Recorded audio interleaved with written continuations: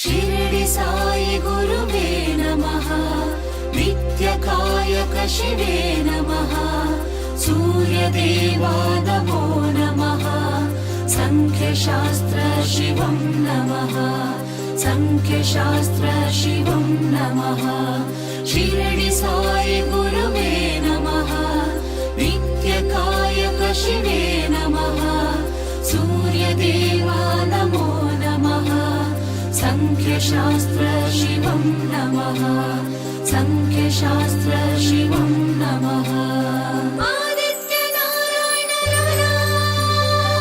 ಅದೃಷ್ಟ ಕನ್ನಡಿ ನೋಡಿ ಮಾಡುವುದೆಲ್ಲವೂ ಮೋಡಿ, ಭಾಗ್ಯದ ಬಾಗಿಲು ತೆರೆಯೋ ಕಾಲವು ಬಂದಿದೆ ನೋಡಿ.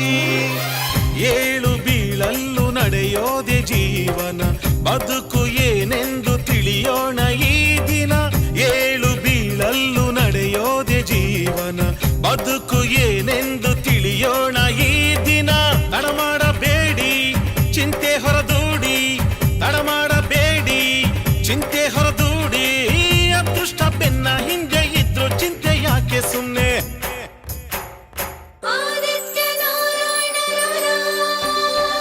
ಅದೃಷ್ಟ ಕನ್ನಡಿ ನೋಡಿ ಮಾಡುವುದೆಲ್ಲವೂ ಮೋಡಿ, ಭಾಗ್ಯದ ಬಾಗಿಲು ತೆರೆಯೋ ಕಾಲವು ಬಂದಿದೆ ನೋಡಿ.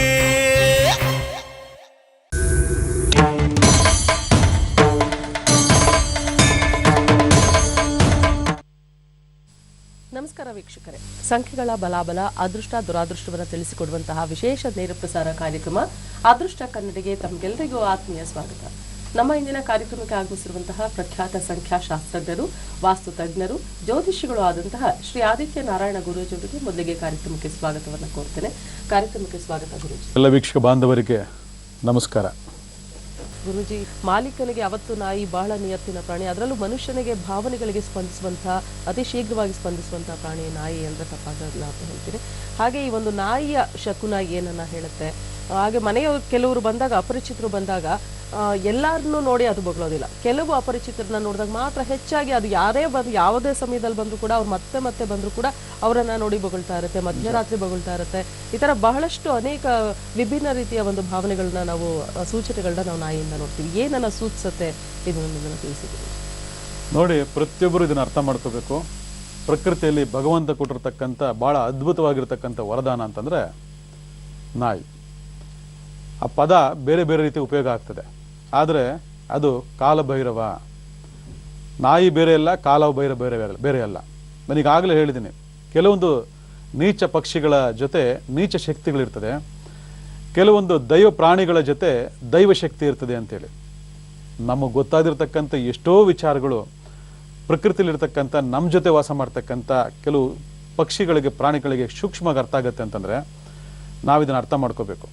ಭಗವಂತ ನೋಡಿ ಎಷ್ಟು ಕರುಣಾಮಯಿ, ಎಷ್ಟು ಒಳ್ಳೆಯವನು ಭಗವಂತ. ಭಾಳ ಜನ ಬೈತೀರ, ನೀನು ಸರಿ ಇಲ್ಲ, ನೀನು ನಮ್ಗೆ ಒಳ್ಳೇದು ಮಾಡಿಲ್ಲ, ನಿನಗೆ ಆ ಪೂಜೆ ಮಾಡಿದೆ, ಈ ಪೂಜೆ ಮಾಡಿದೆ, ನನಗೆ ಅದು ಕೊಟ್ಟಿಲ್ಲ, ಇದು ಕೊಟ್ಟಿಲ್ಲ ಅಂತ ಬೈತೀರ. ಆದರೆ ಯಾವುದೇ ಒಬ್ಬ ದೈವಶಕ್ತಿ ನೇರವಾಗಿ ಬರೋದಿಲ್ಲ. ಅದು ಯಾವುದಾದ್ರೂ ಒಂದು ರೂಪದಲ್ಲಿ ಬರ್ತದೆ, ನಿಮಗೆ ತಿಳಿಸ್ಕೊಡ್ತದೆ, ನಿಮ್ಗೆ ಹೇಳ್ಕೊಡ್ತದೆ. ಅದನ್ನು ಅರ್ಥ ಮಾಡ್ಕೊಳ್ತಕ್ಕಂಥ ಜ್ಞಾನೋದಯ ನಮಗಿರಬೇಕು. ಅದು ಗೊತ್ತಿಲ್ಲದೆ, ತಿಳ್ಕೊಳ್ಳದೆ, ಪ್ರಕೃತಿ ನಿಯಮಗಳನ್ನ ತಿಳ್ಕೊಳ್ಳದೆ, ಪ್ರಕೃತಿ ವಿರುದ್ಧವಾಗಿ ಹೋಗ್ತಾ ನಾವು ಮಾಡಬಾರ್ದ ಪಾಪ ಕರ್ಮಗಳನ್ನ ಮಾಡ್ತಾ ಇದ್ರೆ ದೇವರು ಎಲ್ಲಿಂದ ಬಂದು ನಮಗೆ ಹೇಳ್ಕೊಡ್ತಾನೆ? ಯಾವ ರೂಪದಲ್ಲಿ ಹೇಳ್ಕೊಡೋದಿಲ್ಲ, ನಾವು ಸಿಗಾಕೊಂಡು ನರಳಬೇಕಾಗ್ತದೆ. ಈ ಲೆಕ್ಕಾಚಾರದಲ್ಲಿ ಪ್ರತಿಯೊಂದು ಮನೆಯಲ್ಲೂ ಕೂಡ ನಾಯಿನ ಸಾಕಬೇಕು ಅಂತ ಹೇಳ್ತಾ ಇರ್ತೀನಿ ಆಗಾಗ. ಯಾಕೆ? ಕೆಲವರಿಗೆ ಭಾಳ ಅಸಹ್ಯ, ಭಾಳ ಅದು ಗಲೀಜು ಮಾಡ್ತದೆ, ಮೇಂಟೆನೆನ್ಸ್ ಆಗಲ್ಲ, ಅದು ಇದು ಏನೇನೋ ಹೇಳ್ತೀರಾ. ಆದರೆ ನಿಮ್ಮ ಮೇಂಟೆನೆನ್ಸು, ಅದು ಮಾಡೋ ಗಲೀಜಿಗೋಸ್ಕರ ಅದನ್ನು ದೂರ ತಳ್ಳಿಬಿಟ್ರೆ ನಾಳೆ ನಿಮ್ಗೆ ಬರ್ತಕ್ಕಂಥ ದೊಡ್ಡ ಗಂಡ ಅಂತ ಯಾರು ಹೇಳ್ಕೊಡ್ತಾರೆ, ಅಥವಾ ನಿಮ್ಮನ್ನು ಯಾರು ಕಾಪಾಡ್ತಾರೆ? ಎಷ್ಟೋ ಮನೆಗಳಲ್ಲಿ ನೋಡಿ, ಮೊನ್ನೆಯಿಂದ ನಾವು ಕಾರ್ಯಕ್ರಮ ಶುರು ಮಾಡಿದಾಗ ಎಷ್ಟು ಜನ ಬಂದು ಹೇಳ್ತಿದ್ದಾರೆ ಗೊತ್ತಾ, ನಮ್ಮನೆ ನಾಯಿ ನನ್ನನ್ನು ಕಾಪಾಡ್ತು, ನಮ್ಮನೆ ನಾಯಿ ಇಲ್ಲಾರ ನಾನು ಇವತ್ತು ಇರ್ತಾನೆ ಇರಲಿಲ್ಲ. ಈ ಥರ ಎಷ್ಟೊಂದು ಫೋನ್ ಕರೆಗಳು ಬರ್ತಿದೆ ಅಂದರೆ ಅದ್ಭುತವಾದ ಕರೆಗಳು. ಯಾಕಂದರೆ ಆ ಅನುಭವಗಳನ್ನೆಲ್ಲ ಹೇಳ್ತಿದ್ದಾಗ ಅವ್ರಿಗೊಂದಷ್ಟು ಜ್ಞಾನೋದಯ ಆಗ್ತಾಯಿದೆ, ನಾವು ಮಾಡ್ತಕ್ಕಂಥ ಕಾರ್ಯಕ್ರಮ ಕೂಡ ಸಾರ್ಥಕ ಆಗ್ತಾ ಇದೆ. ಅದರಿಂದ ನಾವು ಒಂದಷ್ಟು ಕಣ್ಣು ತೆರೆದು ನೋಡಬೇಕು, ಜ್ಞಾನವಂತರಾಗಬೇಕು, ವಿಚಾರವಂತರಾಗಬೇಕು, ತರ್ಕಜೀವಿಗಳಾಗಬೇಕು. ಏನೇ ನಡೀಲಿ ಆ ಒಂದು ದೈವವನ್ನು ನಾವು ಅವಲಂಬಿಸಿದಾಗ ನಮ್ಮ ಮನೆ ಬೀದಿ ನಾಯಿ ಕೂಡ ನಮಗೆ ಒಂದು ಮಾಹಿತಿ ಕೊಡ್ತದೆ ಅಂದರೆ ಅದು ತಪ್ಪಾಗಲಾರ್ದು.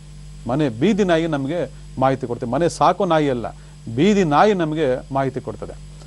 ಇವತ್ತು ಎಷ್ಟೋ ಮನೆಗಳಲ್ಲಿ ನಾಯಿ ಸಾಕೋದಿಲ್ಲ, ನಾಯಿ ಬೇಡ ಅಂತಿದ್ರು ಕೂಡ ಹೊರಗಡೆ ಇರ್ತಕ್ಕಂಥ ಬೀದಿ ನಾಯಿಗಳು ಬಂದು ಮನೆಯಲ್ಲಿ ಮಲ್ಕೊಳ್ತವೆ, ಮನೆಯಲ್ಲಿ ಸ್ಥಿರ ಆಗ್ತವೆ, ಎಲ್ಲೋದ್ರೂ ಅದು ಬಿಡೋದಿಲ್ಲ, ನಿಮ್ಮನ್ನು ಹಿಂಬಾಲಿಸಿರ್ತವೆ. ಅಷ್ಟು ಚೆನ್ನಾಗಿ ನಿಮ್ಮನ್ನು ಇದು ನೋಡ್ತವೆ. ಅಂದರೆ ನೀವು ಹಾಕೋ ಊಟಕ್ಕೋಸ್ಕರ ಕಾಯ್ತಿದ್ದೇವೆ ಅಂತಲ್ಲ, ಆ ಒಂದು ಪ್ರೀತಿ, ಆ ಒಂದು ನಿಯತ್ತು ನಿಮ್ಮನ್ನು ಹಿಂಬಾಲಿಸಿರ್ತದೆ.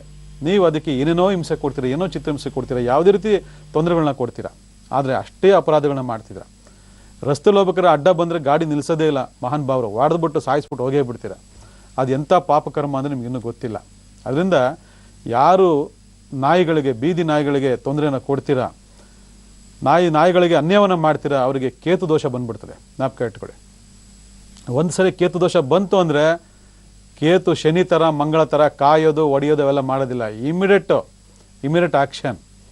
ಕಂಡಲ್ಲಿ ಗುಂಡು ಅಂತೀವಲ್ಲ ಹಂಗೆ ಇಮಿಡಿಯೇಟ್ ಆ್ಯಕ್ಷನ್ ತೊಗೊಳ್ತೀವಿ. ನಿಮ್ಗೆ ಗೊತ್ತೇ ಆಗೋದಿಲ್ಲ, ನಾರ್ಮಲಾಗೇ ಇರ್ತೀರ, ಚೆನ್ನಾಗೇ ಇರ್ತೀರ, ನಿಮ್ಗೆ ಸಾವು ಬರುತ್ತೆ ಅಂತ ಗೊತ್ತಾಗೋದೇ ಇಲ್ಲ, ಹಾಗೆ ಕಟ್ಕೊಟ್ಬಿಡ್ತಾನೆ. ಅದು ಬರೋನೇ ಇವನೇ.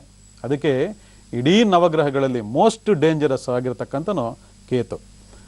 ರಾಹು ಕೇತು ಬಾಲ ಅಂತ ಹೇಳ್ತೀವಿ ನೋಡಿ. ಒಂದು ಪ್ರಾಣಿಲಿರ್ತಕ್ಕಂಥ ಬಾಲ ಅಥವಾ ಸರ್ಪದಲ್ಲಿರ್ತಕ್ಕಂಥ ಬಾಲ ನಿಮ್ಗೆ ಯಾವಾಗ ಹೊಡೆಯುತ್ತೆ ಗೊತ್ತಿರೋದಿಲ್ಲ, ತಿರುಸು ಹೊಡೆದ್ಬಿಡ್ತದೆ ಹಾಕ್ಕೊಂಡು. ಆ ಥರ ನೀವು ಎಕ್ಸ್ಪೆಕ್ಟೇ ಮಾಡೋಕ್ಕಾಗಲ್ಲ, ಆ ಥರ ಹೊಡೆದ್ಬಿಡ್ತಾನೆ. ಅಂದರೆ ಅದು ದೋಷಕರವಾಗಿದ್ದಾಗ. ಅದೇ ನೀವು ನಿಯತ್ತಾಗಿ ಆ ಒಂದು ಭಗವಂತನನ್ನ ಆ ನಾಯಿನಲ್ಲಿ ನೀವು ಕಂಡ್ರೆ, ಅದೇ ನಾಯಿಲಿರ್ತಕ್ಕಂಥ ಭಗವಂತ ನಿಮಗೆ ಕಾಪಾಡ್ತಾನೆ. ಎಷ್ಟೋ ಮನೆಗಳಿಗೆ ನಡೀತಾ ಇದೆ. ಇವತ್ತು ಮನೇಲಿ ನೆನ್ನೆಲ್ಲಿ ಒಂದಷ್ಟು ಮಾಹಿತಿಗಳು ಕೊಟ್ಟಿದ್ದೀನಿ ನಾನು ನಿಮಗೆ, ಇನ್ನೊಂದಷ್ಟು ಮಾಹಿತಿ ಕೊಡ್ತೀನಿ. ಇದ್ರ ಬಗ್ಗೆ ನಾಯಿ ಶೇಖನ ಬಗ್ಗೆ ಒಂದು ತಿಂಗಳು ಮಾತಾಡ್ಬೋದು ನೀವು, ಅಷ್ಟೊಂದು ಇದ್ದಾವೆ ಇಲ್ಲಿ. ಯಾಕಂದರೆ ಅಷ್ಟೊಂದು ವಿಚಾರಗಳು ನಾಯಿ ವಿಶೇಷಗಳಿದ್ದಾವೆ. ಇಲ್ಲಿ ಮನೆಯಲ್ಲಿ ಸಾಕಿರ್ತಕ್ಕಂಥ ನಾಯಿ ಏನಾದರೂ ಮನೆಯಲ್ಲಿ ಹೊರಗಡೆ ಬಂದು ತಲೆನ ಭೂಮಿ ಕಡೆ ಇಟ್ಕೊಂಡು ನೆಲ ಕರೆದು ಅಳ್ತಾ ಇದ್ರೆ, ಆ ಮನೇಲಿ ವಾಸ ಮಾಡ್ತಕ್ಕಂಥ ಮಕ್ಕಳುಗಳಿಗೆ ಗಂಡಾಂತರ ಅಂತೇಳಿ ಇದನ್ನ ಜ್ಞಾಪಕ ಇಟ್ಕೊಳ್ಳಿ. ಇವತ್ತು ಎಷ್ಟೋ ಜನ ಹೇಳ್ತಾರೆ, ಕೆಲವರು ಹಿಂದಿನ ತಲೆಮಾರುಗಳು ಮನೇಲಿರ್ತಕ್ಕಂಥ ಹಿರಿಯರು ಅವರೆಲ್ಲ ನೋಡಿ ಇದಾಗ್ತಾ ಇದೆ, ಇದು ಮಾಡು ಅಂತಂದರೆ ಇವತ್ತಿನ ಇರ್ತಕ್ಕಂಥ ಹೈಟೆಕ್ ಬಿಟೆಕ್ ಇರ್ತಕ್ಕಂಥವ್ರು ತಿರಸ್ಕಾರ ಮಾಡ್ತಾರೆ. ಇನ್ನು ನೀನು ಯಾವ ಕಾಲದಲ್ಲಿ ಇದೆಯಾ, ಏನು ಎತ್ತ ಅಂತ. ಯಾವುದೇ ಕಾಲ ಬದಲಾವಣೆ ಆಗಲಿ, ಏನೇ ಆಗಲಿ, ಯಾರು ಸಾವನ್ನು ಗೆಲ್ಲಕ್ಕಾಗಲಿ, ಇವತ್ತರೆಗೂ ಗೆಲ್ಲಕ್ಕಾಗೋದೂ ಇಲ್ಲ. ಅರ್ಥ ಆಯ್ತಾ? ಹಾಗಿದ್ದಾಗ ಇವತ್ತು ನಾವು ಬರ್ತಕ್ಕಂಥ ಎಷ್ಟೋ ಒಂದು ಶಕುನಗಳನ್ನು ನಾವು ಅರ್ಥ ಮಾಡ್ಕೊಂಡ್ಬಿಟ್ಟು ಆ ಒಂದು ಮಾರ್ಗದರ್ಶನ ತೊಗೊಂಡ್ಬಿಟ್ರೆ ನಾವು ಎಷ್ಟೋ ವಿಚಾರದಲ್ಲಿ ಮುಂದುವರ್ಬೋದು. ಇವತ್ತು ಮನೆಯಲ್ಲಿ ಯಾವುದೋ ಒಂದು ಪ್ಯಾಸೇಜಲ್ಲೋ ಹೊರಗಡೆ ನಾಯಿ ಮಲಗಿರ್ತದೆ, ಯಾರೋ ನೆಂಟರು ಅಥವಾ ಸ್ನೇಹಿತರು ಅಥವಾ ಬಂಧು ಬಳಗನೋ ಅಕ್ಕಪಕ್ಕರು ಬರ್ತಾ ಇರ್ತಾರೆ. ಬರ್ತಾ ಇದ್ದಾಗ ಎಲ್ಲರೂ ನೋಡಿ ಬಗಲಲ್ಲ, ಕೆಲವರು ನೋಡಿ ಬಗಳ್ತದೆ, ಕೆಲವು ನೋಡಿ ಬಗಳು ಅಟ್ಟಿಸ್ಕೊಂಡು ಹೋಗ್ತದೆ. ಯಾಕೆ? ಅವ್ರು ನಿಮಗೆ ತುಂಬ ಆತ್ಮೀಯರಾಗಿರ್ತಾರೆ, ತುಂಬ ವಿಶೇಷವಾದ ವ್ಯಕ್ತಿಗಳಾಗಿರ್ತಾರೆ. ಆದರೂ ಕೂಡ ಅವ್ರು ನೋಡಿದಾಗ ಮಾತ್ರ, 10 ಜನದಲ್ಲಿ ಅವರಿಬ್ಬರು ನೋಡಿದಾಗ ಮಾತ್ರ ಅಥವಾ ಅವರೊಬ್ಬರು ನೋಡಿದಾಗ ಮಾತ್ರ ಅಟ್ಟಿಸ್ಕೊಂಡೋಗಿ ಬೊಗಳಿಸ್ಕೊಂಡು ಅದು ತಗೊಳ್ಕೊಂಡು ಹೋಗ್ತದೆ. ಕಾರಣ ಏನು? ಅವನು ಕಳ್ಳ ಆಗಿರ್ತಾನೆ, ಅಥವಾ ಅವಳು ಕಳ್ಳಿಯಾಗಿರ್ತಾಳೆ, ಅಥವಾ ಮೋಸಗಾರ ಆಗಿರ್ತಾಳೆ, ನಿಮಗೆ ಅನ್ಯಾಯ ಮಾಡೋರಾಗಿರ್ತಾರೆ. ಅದು ನಿಮಗೆ ಗೊತ್ತಾಗಲ್ಲ, ನಾಯಿ ಗೊತ್ತಾಗ್ತದೆ. ಅದರಿಂದ 10 ಜನ ಬಂದಾಗ ಎಲ್ಲರನ್ನೂ ನೋಡಿ ಬೊಗಳೋದಿಲ್ಲ, ಎಲ್ಲರೂ ನೋಡಿ ಸುಮ್ಮನೆ ಇರ್ತದೆ. ಆದರೆ ಕೆಲವು ವ್ಯಕ್ತಿಗಳು ನೋಡಿ, ಅವ್ರು ನಿಮ್ಗೆ ಪರಿಚಿತರಾಗಿದ್ದರೂ ಕೂಡ, ತುಂಬ ಆತ್ಮೀಯರಾಗಿದ್ದರೂ ಕೂಡ ನೋಡಿ ಬೊಗಳ್ತಂದರೆ ನೀವು ಜಾಗ್ರತೆ ವಹಿಸಬೇಕು. ಜ್ಞಾಪಕ ಇಟ್ಕೊಳ್ಳಿ. ಆವಾಗ ನೀವೇ ಹೋಗಿ ಪ್ರೊಟೆಕ್ಷನ್ ಮಾಡ್ತೀರ, ಬೊಗಳ್ಬೇಡ, ಸುಮ್ಮನಿರು, ಆಗಿರು ಅಂತ ಗದರ್ತೀರ. ಅದು ಮತ್ತೆ ಹಂಗಿದ್ರೂ ಕೂಡ ಅವ್ರು ನೋಡಿ ಗುರ್ರ ಅಂತಿರ್ತದೆ. ನೋಡಿ ಬೇಕಾ ಚೆಕ್ ಮಾಡಿ. ಯಾಕಂದರೆ ಆ ಸೂಕ್ಷ್ಮ ಗ್ರಹಿಗೆ ಗೊತ್ತಾಗ್ತದೆ ಇವನು ಕಳ್ಳ ಅಥವಾ ಇವಳು ಕಳ್ಳಿ, ಅಥವಾ ಅವಳಿಂದ ನಿಮಗೇನು ಅಪಚಾರ ಆಗ್ತಾ ಇದೆ ಅಂಥೇಳಿ. ಇದು ಒಂದು. ಇವತ್ತು ಭಾಳಷ್ಟು ಮನೆಗಳಲ್ಲಿ ಕಳ್ತನ, ಅದು ಇದು ದರೋಡೆ ಏನೇನೋ ಆಗ್ಬಿಡ್ತದೆ. ಆದರೆ ಅದಕ್ಕೆ ಹಿಂದೆ ಆ ಬೀದಿಲಿರ್ತಕ್ಕ ನಾಯಿ ಆಗಿರ್ಬೋದು, ಮನೆ ನಾಯಿ ಆಗಿರ್ಬೋದು, ಗೋಡೆ ನೋಡಿಕೊಂಡು ಕೆರಿತಾ ಇದ್ದರೆ ಅದು ನಿಮ್ಮ ಮನೆಗೆ ಕಳ್ತನ ಆಗ್ತದೆ ಅಂತಕ್ಕಂಥ ಒಂದು ಸೂಚನೆ. ಜ್ಞಾಪಕ ಇಟ್ಕೊಳ್ಳಿ. ಎಷ್ಟೋ ಮನೆಗಳಲ್ಲಿ ನಾನೇ ಕಣ್ಣಾರ ನೋಡಿದ್ದೀನಿ. ಅದು ಕೆಲವರು ಗುರುತಿಸ್ತಾರೆ, ಏನೋ ನಾಯಿ ಬಂದು ಗೋಡೆ ಕೆರಿತಾ ಇದೆ, ಅಳ್ತಾ ಇದೆ, ಗೋಡೆ ಕೆರಿತಾ ಅಳ್ತಾ ಇದೆ ಅಂತಂದರೆ ಅವನು ಯಾವನ ಬಂದು ಕನ್ನ ಹಾಕ್ತಾನೆ ಅಂತ ಅರ್ಥ. ಆ ಗೋಡೆಗೆ ಕನ್ನ ಹಾಕ್ತಾನೆ ಅಂತ ಅರ್ಥ. ಅದು ಎಷ್ಟು ಚೆನ್ನಾಗಿ ಹೇಳ್ಕೊಡ್ತೇನೆ ನೋಡಿ. ಈ ಥರದೆಲ್ಲ ಒಂದು ವಿಶೇಷತೆಗಳನ್ನು ನಾವು ಗಮನಿಸ್ಕೋಬೇಕು. ಅದಕ್ಕೆ ಇದರೆಲ್ಲ ಅಧ್ಯಯನ ಬೇಕು, ಶಾಸ್ತ್ರ ಅಧ್ಯಯನ ಬೇಕು ಅಂತ ನೋಡಿ. ಇದಕ್ಕೋಸ್ಕರನೇ ವಿಚಾರಗಳು ಗೊತ್ತಿದೆ, ಯಾವ ಪಠ್ಯಪುಸ್ತಕದಲ್ಲಿ ಇಲ್ಲ ಇದು. ಇವೆಲ್ಲ ವಿಚಾರಗಳು ಗೊತ್ತಾಗ್ತದೆ ನಮಗೆ. ಅದೇ ರೀತಿ ನಾನು ನಿನ್ನೆ ಕೂಡ ಕಾರ್ಯಕ್ರಮ ಹೇಳಿದೆ, ಆ ಒಂದು ಬದಿಯಿಂದ ಈ ಒಂದು ಬದಿಗೆ ಒಂದು ರಸ್ತೆಯಿಂದ ಇನ್ನೊಂದು ರಸ್ತೆಗೆ, ಅದೇ ರಸ್ತೆಯಲ್ಲಿ ಈ ಕಡೆಯಿಂದ ಆ ಕಡೆ ಹತ್ಕೊಂಡು ಕಿರ್ಚಾಡಿ ಓಡುತ್ತಿದ್ರೆ ಆ ಬೀದಿಲಿ ಯಾರಿಗೊಬ್ರಿಗೆ ಸಾವು ಬರುತ್ತೆ ಅಂತೇಳಿ. ಅದೇ ರೀತಿ ಪ್ರಯಾಣ ಮಾಡೋದಕ್ಕಿಂತ ಮುಂಚೆ ಕೆಲವರು ಆ ಜಾಗಕ್ಕೆ ಹೋದಾಗ, ಪರ್ಟಿಕ್ಯುಲರ್ ಜಾಗಕ್ಕೆ ಹೋದಾಗ ಕೆಲವ್ರಿಗೆ ಮಾತ್ರ ಕೆಲವರಿಗೆ ಬೈಕ್ನಲ್ಲಿ ನಾಯಿಗಳು ಅಟ್ಟಿಸ್ಕೊಂಡು ಹೋಗ್ತದೆ, ಕಾರು ಹೋಗ್ತಿದ್ರೆ ಕಾರ್ ಹಿಂದಿನ ಅಟ್ಟಿಸ್ಕೊಂಡು ಹೋಗ್ತದೆ. ಕಾರಣ ಏನು? ಎಲ್ಲರಿಗೂ ಮಾಡೋದಿಲ್ಲ ಅದು. ಕೆಲವೊಂದು ಬೈಕು, ಕೆಲವೊಂದು ಕಾರು, ಕೆಲವೊಂದು ವಾಹನಗಳಿಗೆ ಮಾತ್ರ ಅದು ಅಟ್ಯಾಕ್ ಮಾಡ್ತದೆ. ಗುರುಜಿಯಿಂದ ಪ್ರಾಣಿಗಳ ಶಕುನದಲ್ಲಿ ನಾಯಿ ಬಗ್ಗೆ ತಿಳಿಸ್ಕೊಡ್ತಾ ಇದ್ರಿ. ಈಗ ಹೇಳಿದ್ರು ವಾಹನಗಳನ್ನು ಅಟ್ಟಾಡಿಸ್ಕೊಂಡು ಹೋಗುತ್ತೆ, ಕೆಲವು ವಾಹನಗಳ ದ್ವಿಚಕ್ರ ವಾಹನ ಆಗಿರ್ಬೋದು, ಕಾರ್ ಆಗಿರ್ಬೋದು. ಮತ್ತೊಂದು ನಾವು ಗಮನಿಸೋದು ನೋಡೋದಾದ್ರೆ ಮಧ್ಯರಾತ್ರಿ ಒಂದು ಹೂಳಿಡುವಂಥದ್ದು ಬಹಳಷ್ಟು ನೋಡ್ತೀವಿ. ಯಾವುದೋ ಒಂದು ಟೈಮ್ನಲ್ಲಿ ಯಾವುದೋ ಒಂದು ಇದ್ದಕ್ಕಿದ್ದ ಹಾಗೆ ಒಂದು ನಾಯಿ ಶುರು ಮಾಡಿದ್ರೆ ಎಲ್ಲ ನಾಯಿಗಳು ಶುರು ಮಾಡಿರುತ್ತೆ. ಅದು ಕೂಡ ಒಂದು ಸೂಚನೆನ. ಮತ್ತು ಅದರಲ್ಲಿ ಬದಲಾವಣೆ ಇರುತ್ತೆ, ಕೂಗೋ ಶೈಲಿನಲ್ಲಿ ಕೂಡ ಬದಲಾವಣೆಯನ್ನು ನೋಡ್ತೀವಿ. ಹಾಗೆ ಮತ್ತೆ ಇನ್ನೊಂದು ಏನಂತಂದ್ರೆ, ಈಗ ನಾಯಿಗಳು ಮನೆಯಲ್ಲಿ ಯಾರಿಗಾರು ಸಂಕಷ್ಟ ಇದ್ರೆ, ಮನೆ ಮಾಲೀಕನಿಗೆ ಸಂಕಷ್ಟ ಇದ್ರೆ, ಮನೆಗಳಲ್ಲಿ ಪಕ್ಷಿ ಪ್ರಾಣಿಗಳಿದ್ರೆ ಅವುಗಳ ಮೇಲೆ ಅದು ಹೋಗುತ್ತೆ, ಪರಿಹಾರ ಆಗುತ್ತೆ. ಆ ಒಂದು ಸಂಕಟ ಪ್ರಾಣಿಗಳಿಗೆ ಸಿಲುಕತ್ತೆ, ಪ್ರಾಣಿಗಳಲ್ಲಿ ಅದನ್ನು ಅನುಭವಿಸುತ್ತೆ ಅಂತ ಹೇಳ್ತಾರೆ. ಅದು ನಿಜನಾ? ಹೇಗೆ? ನಿಜ. ಇವತ್ತು ಮನೆಯಲ್ಲಿ ಮೀನು ಸಾಕಿ, ಬೆಕ್ಕು ಸಾಕಿ, ಮೊಲ ಸಾಕಿ, ನಾಯಿ ಸಾಕಿ ಅಂತ ಯಾಕೆ ಹೇಳ್ತೀವಿ ಅಂದರೆ ನೋಡಿ, ಇದಕ್ಕೋಸ್ಕರನೇ. ಯಾಕಂದರೆ ಇವೆಲ್ಲ ಸೂಕ್ಷ್ಮ ಗ್ರಹಗಳು. ಈ ಸೂಕ್ಷ್ಮತೆ ವಿಚಾರ ಏನಂತಂದರೆ, ನಮ್ಮ ಮೇಲೆ ಅಪ್ಲೈ ಆಗ್ತಕ್ಕಂಥ ಗ್ರಹ ಪ್ರಭಾವ ಇರ್ಬೋದು, ಶತ್ರು ಪ್ರಭಾವ ಆಗಿರ್ಬೋದು, ಅಥವಾ ಪರಿಸರದಲ್ಲಿರ್ತಕ್ಕಂಥ ನೀಚ ಗ್ರಹಗಳ, ದುಷ್ಟಗ್ರಹಗಳ ಪ್ರಭಾವ ಆಗಿರ್ಬೋದು, ಮೊದಲು ಈ ಪ್ರಾಣಿ ಪಕ್ಷಿಗಳು ರಿಸೀವ್ ಮಾಡ್ಕೊತಾವಂತೆ. ಅಂದರೆ ಸೂಕ್ಷ್ಮತೆ ಜಾಸ್ತಿ ಎಲ್ಲಿದೆ, ಯಾರ ಮೇಲಿದೆ, ಅವ್ರಿಗೆ ಅದು ಬೇಗ ಅಪ್ಲೈ ಆಗ್ತದಂತೆ. ನೋಡಿ, ಈಗ ರಾಹು ಕೇತು ಇದ್ದರೆ ಯಾರು ಬೇಕಾದರೂ ಮಾಟ ಮಂತ್ರ ಮಾಡಿಸ್ಬಿಡ್ತಾರೆ, ಬೇಗ ತಗಲ್ತದೆ. ಬೇರೆ ಅಷ್ಟು ಬೇಗ ತಗಲೋದಿಲ್ಲ. ಅದೇ ರೀತಿ ಕೆಲವೊಂದು ಸೂಕ್ಷ್ಮತೆ ಇರತಕ್ಕಂಥ ಜಾತಕರಿಗೆ ಮನೆಯಲ್ಲಿ ಯಾರ್ದಾದ್ರೂ ಒಂದು ಕೆಟ್ಟ ದಿಸೆ ನಡೀತಾರೆ, ಆ ಕೆಟ್ಟ ದಿಸೆ ಪ್ರಭಾವ ಮೊದಲು ಆ ಮನೆ ಸದಸ್ಯನಿಗೆ ತಡ್ತದಂತೆ. ಇದು ಯಾರು ಹೇಳಲ್ಲ, ಯಾರು ಇದನ್ನು ರಿಸರ್ಚ್ ಮಾಡಿಲ್ಲ. ಇದನ್ನು ತಿಳ್ಕೊಳ್ಳಿ. ಯಾರಿಗೊಬ್ಬನ ಕೆಟ್ಟ ದಿಸೆ ನಡೀತಾ ಇರ್ತದೆ, ಮಗನಿಗೆ ಕೆಟ್ಟ ದಿಸೆ ನಡೀತಾ ಇದ್ರೆ ಅಪ್ಪ ಅಮ್ಮ ತಿರೋಗ್ಬಿಡ್ತಾರೆ, ಗೊತ್ತಾ? ಆ ಒಂದು ಪ್ರಭಾವ ಅಲ್ಲಿ ಅಪ್ಲೈ ಆಗುತ್ತೆ ಅಂತಂದರೆ ಅದು ನಿರ್ದಿಷ್ಟವಾಗಿ ಆ ಟೈಮ್ಗಳಿಗೆ ಕೆಟ್ಟೋಗಿರ್ತದೆ.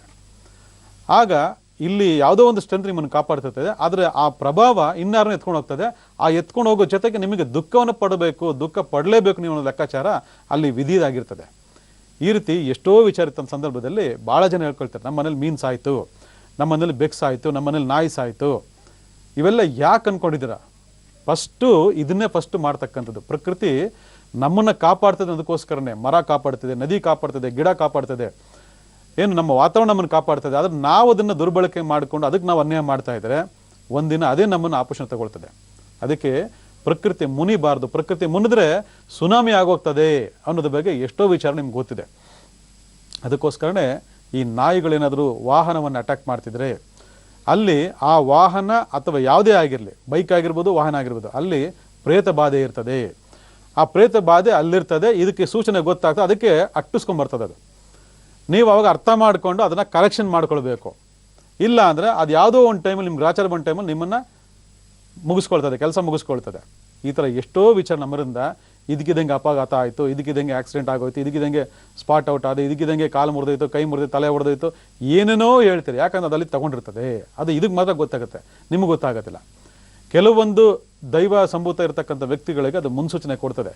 ಇವತ್ತು ವಾಹನ ಎತ್ತಬೇಕಂದ್ರೆ ಮುನ್ಸೂಚನೆ ಗೊತ್ತಾಗ್ಬಿಡ್ತದೆ, ಅವಾಗ ಅರ್ಥ ಮಾಡ್ಕೊಳ್ಬೇಕು. ಕೆಲವು ನಾಯಿಗಳು ಅಟ್ಯಾಕ್ ಮಾಡಿದಾಗ ನಿಲ್ಲಿಸ್ಬೇಕು, ಗಾಡಿನ ಮುಂದಕ್ಕೆ ಹೋಗಬಾರ್ದು ನೀವು. ಅದು ನಿಮ್ಮನ್ನು ಕಾಪಾಡೋಕ್ಕೋಸ್ಕರ ಅಟ್ಯಾಕ್ ಮಾಡ್ತದೆ. ಭಾಳ ಜನ ಗಾಡಿ ಅದ್ರ ಮೇಲೆ ಹತ್ಸಕ್ಕೆ ಹೋಗ್ತಾರೆ. ಎಂಥ ಮಹಾನ್ ಬಾರಿದೆ ಅಂದರೆ ಅದೇನೋ ಓಡಿಸ್ಕೊಂಬರ್ತಾರೆ, ಮತ್ತೆ ತಿರ್ಸ್ಕೊಂಡು ಅದ್ರ ಮೇಲೆ ಅಟ್ಟಿಸ್ಕೊಂಡು ಹೋಗ್ತಾರೆ, ಅದ್ರ ಮೇಲೆ ಹತ್ಸಕ್ಕೆ ಹೋಗ್ತಾರೆ. ಅಂಥ ಮಹಾನ್ ಬಾರಲ್ಲ ಇದ್ದೀರಾ ನೋಡಿ. ನಿಮ್ಮನ್ನು ಕಾಪಾಡೋಕೆ ಬಂದವ್ರನ್ನ ನೀವು ಸಾಯಿಸೋದು ಪ್ರಯತ್ನ ಪಡ್ತೀರಾ. ಎಂತೆಂಥ ಮಹಾನ್ ಬಾರಿದಿರೋ ಪ್ರಪಂಚದಲ್ಲಿ ಅಂತಂದರೆ ಅರ್ಥ ಮಾಡ್ಕೋಬೇಕು.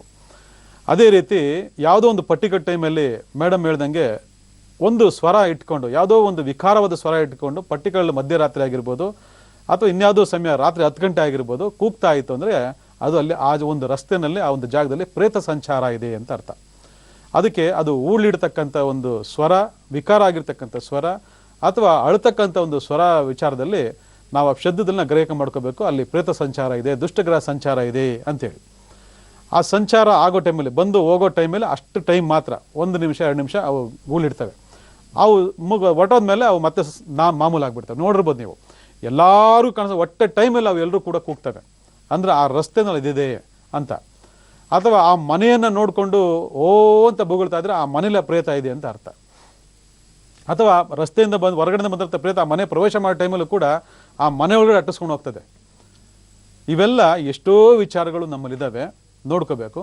ಗ್ರಾಮೀಣ ಪ್ರದೇಶಗಳಲ್ಲಿ ಇರತಕ್ಕಂಥ ರುದ್ರಭೂಮಿಯ ಪಕ್ಕ ಅಥವಾ ರುದ್ರಭೂಮಿಯಲ್ಲಿ ಹಳ್ಳಿಯಿಂದ ಗ್ರಾಮದಿಂದ ರುದ್ರಭೂಮಿ ಕಡೆ ಯಾವ್ದಾದ್ರು ನಾಯಿ ತುಂಬ ಹತ್ಕೊಂಡು ಹೋಯ್ತು ಅಂತಂದಾಗ ಆ ಗ್ರಾಮದಲ್ಲಿ ಆ ಸ್ಥಳದಲ್ಲಿರ್ತಕ್ಕಂಥ ಯಾವುದೋ ಒಬ್ಬ ಗಣ್ಯ ವ್ಯಕ್ತಿ ಸಾಯ್ತಾನೆ ಅಂತ ಒಂದು ಸೂಚನೆ. ಭಾಳ ಜನ ಇದನ್ನು ಹೇಳ್ತಾರೆ. ನೋಡಿ, ಯಾರೋ ದೊಡ್ಡವ್ರಿಗೆ ಕಾಲ ಬಂದ್ಬಿಟ್ಟಿದೆ, ತೊಂದರೆ ಆಗ್ತಾ ಇದೆ, ನೋಡಿ ನಾಯಿ ಸ್ಮಶಾನಕ್ಕೆ ಇಲ್ಲಿಗೆ ಓಡಾಡ್ತಾ ಇದೆ, ಯಾಕಂದರೆ ಎಷ್ಟೋ ಗ್ರಾಮ ಪಕ್ಕದಲ್ಲೇ ಸ್ಮಶಾನಗಳಿರ್ತದೆ ಅಂತಾರೆ. ಅದು ನಿಜ ಅದು. ಅದಕ್ಕೆ ಸೂಕ್ಷ್ಮಗ್ರಹಿಯಾಗಿರ್ತಕ್ಕಂಥ ನಾಯಿ ಪ್ರತಿಯೊಬ್ಬರು ಮನೆ ಸಾಕಬೇಕು. ನಿಮಗೆ ಆಗ್ತಕ್ಕಂಥ ಎಷ್ಟೋ ಕಷ್ಟ ನಷ್ಟಗಳನ್ನು ಮದು ಅದಲ್ಲಿ ತಗೊಂಡು ಹೊಟ್ಟೋಗ್ತದೆ.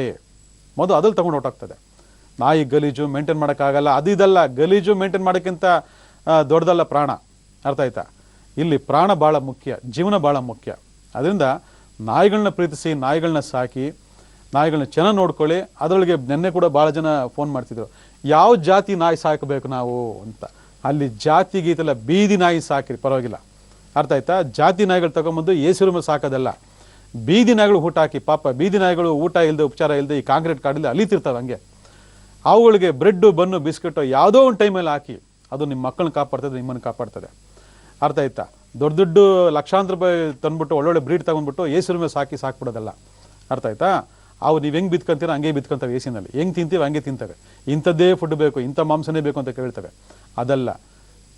ಬಡತನ ಇರತಕ್ಕಂಥ ನಾಯಿಗಳಿಗೆ, ಬೀದಿ ನಾಯಿಗಳಿಗೆ, ಅಲ್ಲಿದಿರ್ತಕ್ಕಂಥ ನಾಯಿಗಳಿಗೆ ನೀವು ಆಶ್ರಯ ಕೊಟ್ಟರೆ ಅವು ನಿಮಗೆ ಆಶ್ರಯ ಕೊಡ್ತವೆ, ಅವು ನಿಮ್ಮ ಮುನ್ಸೂಚನೆ ಕೊಡ್ತವೆ. ನೋಡ್ಕೊಳ್ಳಿ. ಕೆಲವು ಶಾಸ್ತ್ರಗಳಲ್ಲಿ ಕೂಡ ಪರಿಹಾರವನ್ನ ಹೇಳಲಾಗುತ್ತೆ. ನಾವು ನೋಡಿರೋ ಹಾಗೆ ಕೆಲವರು ಬೀದಿ ನಾಯಿಗಳಿಗೆ ಕೆಲವೊಂದು ಊಟಗಳನ್ನ ಹಾಕೋದ್ರಿಂದ ಕೇತು ದೋಷ ಪರಿಹಾರ ಆಗುತ್ತೆ. ಕೇತು ದೋಷ ಪರಿಹಾರ ಆಗಬೇಕು ಅಂದ್ರೆ ಬೀದಿ ನಾಯಿಗಳಿಗೆ ಊಟ ಹಾಕ್ಬೇಕು. ಅರ್ಥ ಆಯ್ತಾ? ಇದು ವೆರಿ ವೆರಿ ಭಾಳ ಸರಳವಾಗಿರ್ತಕ್ಕಂಥ ಪರಿಹಾರ. ಯಾರಿಗೆ ಕೇತು ದೋಷ ಇದೆ ಅವರು ನಿಯತ್ತಾಗಿ ನಾಯಿನ ನೋಡ್ಕೋಬೇಕು, ನಾಯಿನ ಸಾಕಬೇಕು. ನಾಯಿ ಆಗಲೇ ಹೇಳಿದೆ ನೆನ್ನೆ ಕೂಡ ಕಾರ್ಯಕ್ರಮದಲ್ಲಿ, ನಾಯಿ ಆಗಾಗ ಸತ್ತೋಗ್ತಾ ಇದ್ರೆ ಅದು ಮನೆಯಲ್ಲಿ ಯಾರಿಗೂ ಕೇತು ದೋಷ ಇದೆ ಅಂತಕ್ಕಂಥ ಒಂದು ಸೂಚನೆ. ನಾವು ಅದನ್ನು ಉಪಚಾರ ಮಾಡೋದ ಮುಖಾಂತರ ಆ ದೋಷವನ್ನು ಪರಿವರ್ತನೆ ಮಾಡ್ಕೋಬಹುದು. ಏನು 5 ರೂಪಾಯಿ 10 ರೂಪಾಯಿ ಖರ್ಚಾಗತ್ತಪ್ಪ ಪರಿಹಾರಕ್ಕೆ. ಅದಕ್ಕೊಂದು ತಿಂಡಿ ಹಾಕ್ಬಿಟ್ರೆ ಆ ದೋಷ ಹೋಗ್ತಾ ಇರ್ತದೆ. ಭಾಳ ಜನ ಅದೆಲ್ಲ ಏನಿಲ್ಲ. ಕೆಲವು ನಾಯಿಗಳು ಇದಾವೆ, ಬಿರಿಯಾನಿನೇ ಬೇಕು ಅಂತ ಕೇಳ್ತವೆ, ಮಟನ್ ಚಿಕನ್ನೇ ಬೇಕು ಅಂತ ಕೇಳ್ತವೆ. ಅದೆಲ್ಲ ಇಲ್ಲ. ನೀವು ಹೆಂಗೆ ಪಳಗಿಸ್ತೀರ ಅದ್ರ ಮೇಲೆ ಡಿಪೆಂಡ್ ಆಗ್ತದೆ. ಅದರಿಂದ ಇದನ್ನು ಮಾಡ್ಕೊಳ್ಬೇಕು. ಯಾರಿಗೆ ಮಾನಸಿಕವಾದ ಖಿನ್ನತೆ, ಮಾನಸಿಕವಾದ ವಿಕಾರತೆ, ಮಾನಸಿಕವಾದ ವಿಕೃತಿ ಇರ್ತದೆ, ಭಾಳ ಟೆನ್ಷನ್ ಇರ್ತದೆ, ನೋಡಿ ನಾಯಿಗಳಿಗೆ ಫುಡ್ ಹಾಕಿ ನೋಡಿ, ಇಮ್ಮಿಡಿಯೇಟಾಗಿ ಅದು ಕ್ಲಿಯರ್ ಆಗಿ ಹೋಗ್ತದೆ. ಎಷ್ಟು ಅದ್ಭುತವಾಗಿರ್ತಕ್ಕಂಥ ಪರಿಹಾರ. ಭಾಳ ಜನ ತಡ್ಕೊಳ್ಳೋಕೆ ಆಗೋದಿಲ್ಲ, ಎಣ್ಣೆ ಹೊಡಿಯೋಕೆ ಹೋಗ್ತಾರೆ, ಸಿಗರೇಟ್ ಹೊಡಿತಾರೆ, ಗಾಂಜಾ ಹೊಡಿತಾರೆ, ಏನೇನೋ ಇದಕ್ಕೆ ಹೋಗ್ತಾರೆ, ಯಾರ ಮೇಲೂ ಜಗಳಕ್ಕೆ ಹೋಗ್ಬಿಡ್ತಾರೆ ತಡ್ಕೊಳ್ಳೋಕ್ಕಾಗದೆ. ನಾಯಿಗಳಿಗೆ ಫುಡ್ ಹಾಕಿ ಇಂಥವರೆಲ್ಲ ಇಮ್ಮಿಡಿಯೇಟಾಗಿ 5 ಮಿನಿಟ್ಸ್ಗೆ ಅದು ರಿಲೀಫ್ ಆಗಿಬಿಡ್ತದೆ. ಅಷ್ಟು ಬೇಗ ಆ ಫುಡ್ ಮುಖಾಂತರ, ನಾವು ಕೈಲಿ ಹಾಕಿರ್ತಕ್ಕ ಫುಡ್ ಮುಖಾಂತರ ಆ ಕರ್ಮಗಳು ಅಲ್ಲಿಗೆ ನಾಯಿಗೆ ಹೋಗ್ತದೆ. ಅದಕ್ಕೆ ಕೇತು ದೋಷ ಪರಿಹಾರ ಆಗ್ತದೆ, ಮಾನಸಿಕ ವಿಕೃತಿ ವಿಕಾರಗಳು ನಿವೃತ್ತಿ ಆಗ್ತದೆ, ಸಮಾಧಾನ ಸಿಗ್ತದೆ, ಶಾಂತಿ ಸಿಗ್ತದೆ ಅನ್ನೋದಕ್ಕೋಸ್ಕರನೇ ಬೀದಿ ನಾಯಿಗಳನ್ನ ಸಾಕಿ ಅಂತ ಭಾಳಷ್ಟು ಕಡೆ ಹೇಳ್ತಾ ಇರ್ತೀನಿ. ಇದನ್ನು ಮಾಡ್ಕೊಳ್ಳಿ. ನಾಯಿಗೆ ಯಾವತ್ತೂ ಹಿಂಸೆ ಕೊಡೋಕೋಬೇಡಿ. ಎಷ್ಟೋ ವಿಚಾರಗಳಿದ್ದಾವೆ, ಮುಂದಿನ ಕಾರ್ಯಕ್ರಮ ಹೇಳ್ಕೊಡ್ತೀನಿ. ಹಾಗೆ ಇನ್ನು ಬಣ್ಣದ ಒಂದು ನಾಯಿ, ಈ ಕರಿ ಬಣ್ಣದ ನಾಯಿ ಆಗಿರ್ಬೋದು, ಇಲ್ಲ ಬಿಳಿ ಬಣ್ಣದ ನಾಯಿ ಇರ್ಬೋದು, ಇದರಲ್ಲಿ ಏನಾದ್ರು ವ್ಯತ್ಯಾಸ ಇದೆಯಾ? ಕೆಲವರು ಇಂಥ ಬಣ್ಣದ ನಾಯಿನ ಸಾಕಿರೋ ಒಳ್ಳೇದು ಅಂತ ಹೇಳ್ತಾರೆ, ಎಷ್ಟು ಸರಿ ಅದು? ನೋಡಿ, ಭಾಳ ಅದ್ಭುತವಾದ ಪ್ರಶ್ನೆ ಕೇಳಿದ್ರಿ. ಇಲ್ಲಿ ಬಣ್ಣಗಳು ಕೂಡ ಗ್ರಹಗಳನ್ನು ಪ್ರತಿನಿಧಿಸುತ್ತೆ ಅನ್ನೋದಕ್ಕೆ ಎಷ್ಟೋ ಲೆಕ್ಕಾಚಾರ ನಮ್ಮಿದ್ದಾವೆ. ಬಿಳಿ ನಾಯಿ ಶುಕ್ರನ ಸಂಕೇತ, ಈ ಕೆಂಚು ನಾಯಿ ಬ್ರೌನ್ ನಾಯಿ ಬಂದು ಕೇತುವಿನ ಸಂಕೇತ, ಬ್ಲ್ಯಾಕ್ ಕಲರ್ ನಾಯಿ ಬಂದು ಶನಿಯ ಸಂಕೇತ. ನೋಡಿ, ಶನಿ ದೋಷ ಇದ್ದರೆ ಬ್ಲ್ಯಾಕ್ ಡಾಗ್ಗಳನ್ನ ಸಾಕಿದ್ರೆ ಭಾಳ ಒಳ್ಳೇದಾಗ್ತದೆ. ಕೇತು ದೋಷ ಇದ್ದರೆ ಬ್ರೌನ್ ಕಲರ್ ಡಾಗ್ಗಳನ್ನ ಸಾಕಿದ್ರೆ ಭಾಳ ಒಳ್ಳೇದಾಗುತ್ತೆ.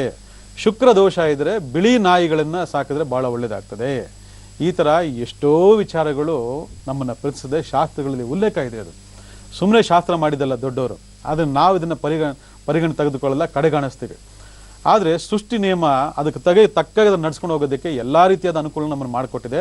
ನಾವು ಕಣ್ ತೆರೆದು ನೋಡಬೇಕು, ತರ್ಕಜೀವಿಗಳಾಗಬೇಕು, ಬುದ್ಧಿವಂತರಾಗಬೇಕು. ಮಾಡ್ಕೊಳ್ಳಿ, ಒಳ್ಳೆಯದಾಗಲಿ.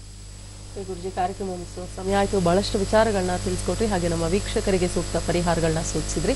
ಕಾರ್ಯಕ್ರಮಕ್ಕೆ ಆಗಮಿಸಿದ್ದಕ್ಕಾಗಿ ತಮಗೆ ಧನ್ಯವಾದಗಳು. ನಮಸ್ಕಾರ. ಮುಂದಿನ ಅದೃಷ್ಟ ಕನ್ನಡಿ ವಿಶೇಷ ನೇರ ಪ್ರಸಾರ ಕಾರ್ಯಕ್ರಮದಲ್ಲಿ ಮತ್ತೆ ಭೇಟಿಯಾಗೋಣ. ವಂದನೆಗಳು.